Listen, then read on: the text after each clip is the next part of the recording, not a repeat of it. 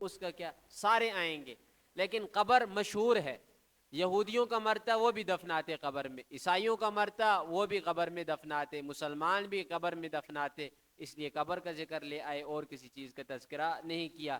لیکن دوسری جگہ پر اللہ فرماتے ہیں جہاں کہیں پر ہوگے، جدھر بھی ہوگے، آؤ گے میرے پاس تم، میری عدالت میں۔ اور فرمایا قالو، جب یہ قبروں سے اٹھیں گے محشر میں جائیں گے تو قالو، یہ لوگ کہیں گے یا ویلنا، اے ہماری بربادی، اے ہماری ہلاکت، بربادی، تباہی، من بعثنا، کس نے ہمیں اٹھایا ہے، کس نے ہمیں جگا دیا ہے، من مرقدنا، ہمارے لیٹنے کی جگہ سے، یعنی قبروں سے ہمیں کس نے اٹھا دیا ہے۔ وجہ کیا؟ پہلے ایک بات عرض کی تھی آپ کے سامنے، جیسے عالم بدلتا ہے عذاب بھی بڑھ جاتا ہے۔ دنیا کے اندر اگر کسی پر عذاب ہے، اس کی وہ کیفیت نہیں جو قبر میں ہے، قبر میں اس سے کئی لاکھ گنا زیادہ عذاب ملتے ہیں۔ پھر قبر سے جب اٹھیں گے، حشر کے اندر جب جائیں گے تو محشر کا عذاب سب سے زیادہ بڑھ کر ہوگا۔ تو اب یہ جب حشر کے عذاب کو دیکھیں گے تو قبر والے عذاب کو بھول جائیں گے۔ اب اس کی علماء نے کئی قسم کی توجیحات کی ہیں۔ ایک انہوں نے کہا قبر کے عذاب کو ہلکا سمجھیں گے، دوسرا انہوں نے کہا کہ اٹھنے سے پہلے کچھ عرصہ ان سے عذاب ہٹا دیا جائے گا۔ لیکن سب سے بہترین توجیہ یہی ہے کہ قبر کے عذاب کو اتنا ہلکا سمجھیں گے کہ حشر میں جائیں گے کہیں گے ادھر تو ہم سوئے ہوئے تھے۔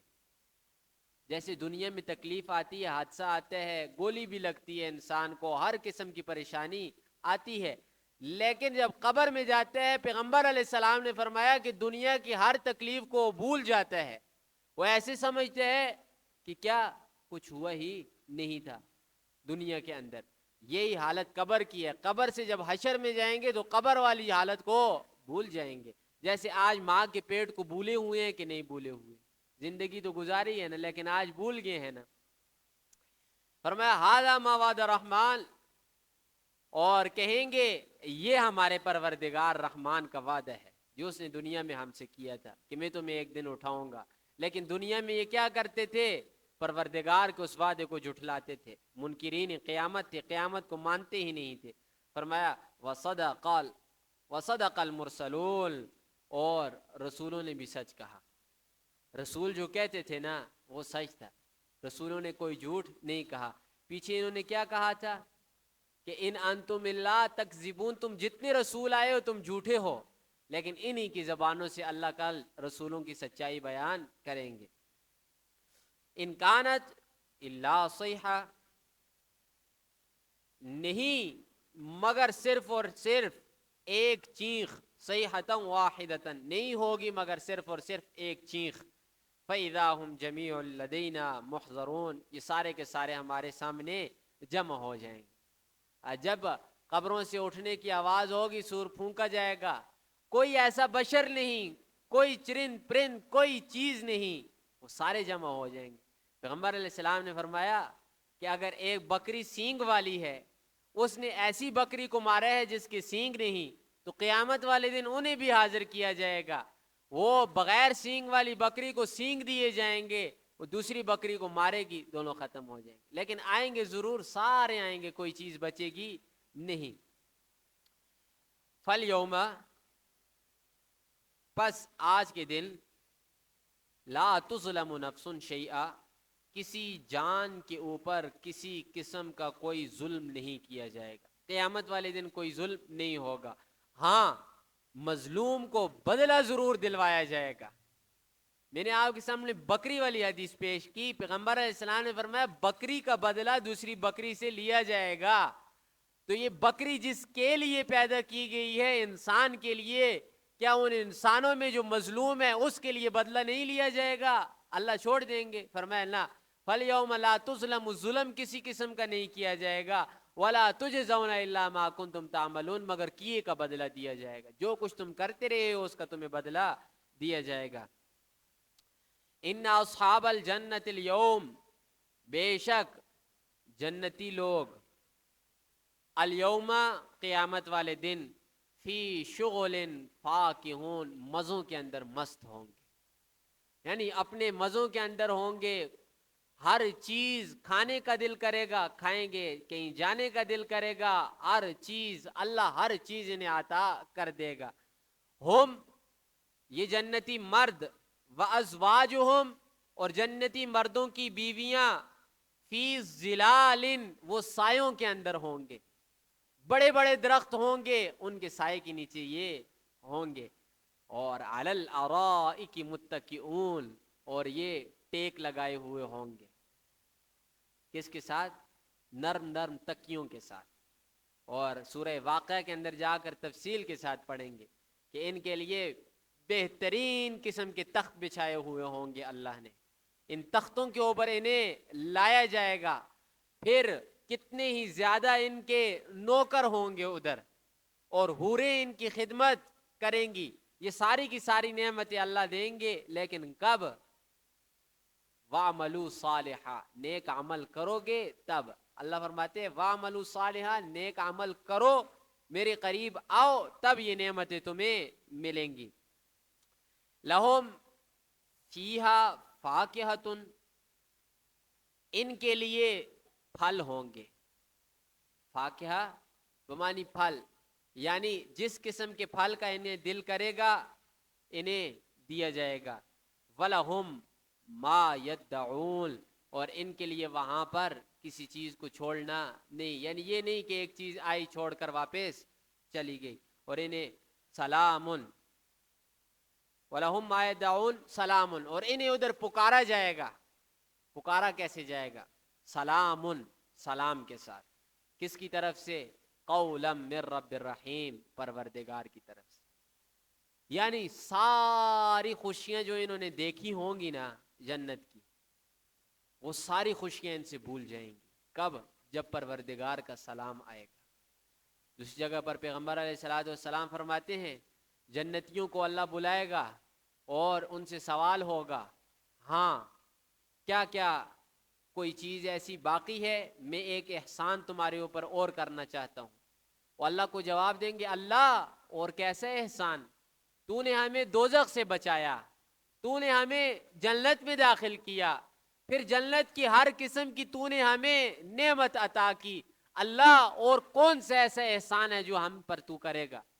اور اللہ کیا کریں گے؟ پردہ ہٹا دیں گے، اپنا دیدار کروائیں گے۔ جب دیدار ہوگا نا ساری چیزوں کو بھول جائیں گے۔ سلام قولا من رب الرحیم۔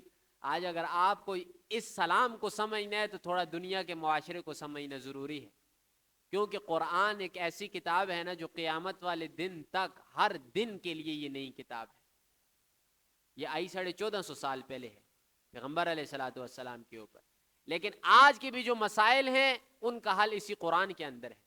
اللہ نے اس کتاب کو بنایا ہی ایسا ہے کہ یہ کسی زمانے میں پرانی نہیں ہوتی۔ آپ دنیا جب سے بنی ہے اس قرآن کے علاوہ کوئی ایسی کتاب لے کر آئیں جس میں تبدیلی نہ کی گئی ہو۔ ہر زمانے کے اندر انسانوں کی لکھی گئی کتاب کے اندر کچھ نہ کچھ تبدیلی ضرور ہوتی ہے۔ لوگ کہتے ہیں بس یہ کتاب جو تھی پچھلی صدی والے لوگوں کے لیے تھی، چاہے وہ سائنسدانوں کا علم ہو یا کوئی بھی ہو، وہ ختم ہو جاتا ہے، لیکن یہ وہ کتاب ہے جو قیامت والے دن تک چلنی ہے۔ تو اس سلام کو سمجھنے کے لیے ذریعہ اپنی دنیا کے معاشرے کو سمجھے۔ دنیا کے اندر اگر کوئی بہت بڑا آدمی جسے دنیا بڑا سمجھتی ہے، یعنی جس کا عہدہ بڑا ہے، جس کا پیسہ بڑا ہے، جس کا رتبہ بڑا ہے، وہ اگر کسی کمزور سے انسان کو لوگوں کے سامنے سلام کر دے تو یہ انسان کے پاؤں زمین پر ٹکتے ہی نہیں کہ مجھے اتنے بڑے آدمی نے سلام کیا۔ سلام بھی دور کی چیز ہے۔ اگر آج کے زمانے کی بات کر رہا ہوں، جدید دور ہے نا، آج کے دور کے اندر اگر کوئی کسی بڑے آدمی کے ساتھ جڑ کر کھڑا ہو جاتا ہے نا تو وہ کہتے ہیں مجھ جیسا تو بڑا آدمی ہے ہی کوئی نہیں، میں تو فلاں بڑے آدمی کے ساتھ کھڑا ہوا ہوں۔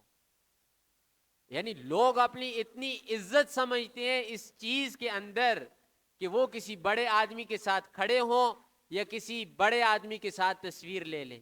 وہ کیا کہتے ہیں؟ فلاں بہت بڑا آدمی تھا، میں نے اس کے ساتھ ملاقات کی۔ تو سب سے بڑوں کا جو بڑا ہے اللہ، جب وہ سلام کرے گا تو اس سے بڑی بات کون سی؟ سلام قولا من رب الرحیم۔ وامتازوا اليوم ایھا المجرمون، سخت قسم کا جملہ ہے. اللہ فرمائیں گے وَامْتَازُوا علیحدہ ہو جاؤ الْيَوْمَ آج کے دن ایھا المجرمون اے مجرموں. دنیا کے اندر تو تم نے بادشاہی کی ہے نا, دنیا کے اندر تو تم نے ظلم کا ساتھ دیا ہے, تم نے میرے پیغمبر کو ستایا ہے, میرے پیغمبر کے دین کو نقصان تم لوگوں نے پہنچایا ہے, لیکن آج کے دن تم ایک ساتھ نہیں چل سکتے. آج دنیا میں تو سب کے اوپر پردہ ہے نا, کسی کا کوئی پتہ نہیں کہ کس کی کیا حالت ہے اور کسی کی کیا حالت ہے, کسی کو کوئی پتہ نہیں. اس میں نیک بھی چل رہے ہیں, برے بھی چل رہے ہیں. انسانوں کے حال کے اوپر اللہ نے پردہ ڈالا ہوا ہے, لیکن یاد رکھ لیں یہ پردہ قیامت والے دن نہیں ہوگا. قیامت والے دن علیحدہ کر دیا جائے گا.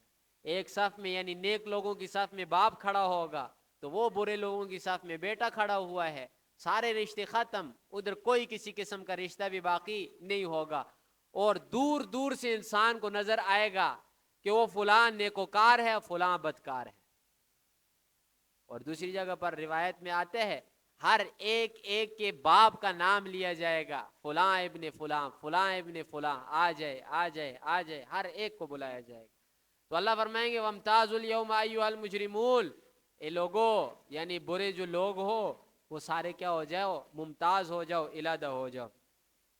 أَلَمْ أَعْهَدْ إِلَيْكُمْ, کیا میں نے وعدہ نہیں کیا تم سے, یا بنی آدم, اے بنی آدم, اللہ تعبد الشیطان, کہ شیطان کی عبادت مت کرو. شیطان کی سب سے بڑی عبادت کیا ہے کہ شیطان کی بات مانو. یہاں پر شیطان کو سجدہ کرنا مراد نہیں ہے. انہ لکم عدو مبین, اللہ فرماتے ہیں کیا میں نے تمہیں خبر نہیں دی تھی کہ وہ تمہارا واضح دشمن ہے. وَأَنِ اعْبُدُونِی, اور کیا میں نے نہیں کہا تھا کہ میری بندگی کرو. ابن عباس رضی اللہ تعالیٰ عنہ فرماتے ہیں قرآن کے اندر عبادت کا لفظ جہاں کہیں بھی آیا ہے اس سے مراد توحید ہے.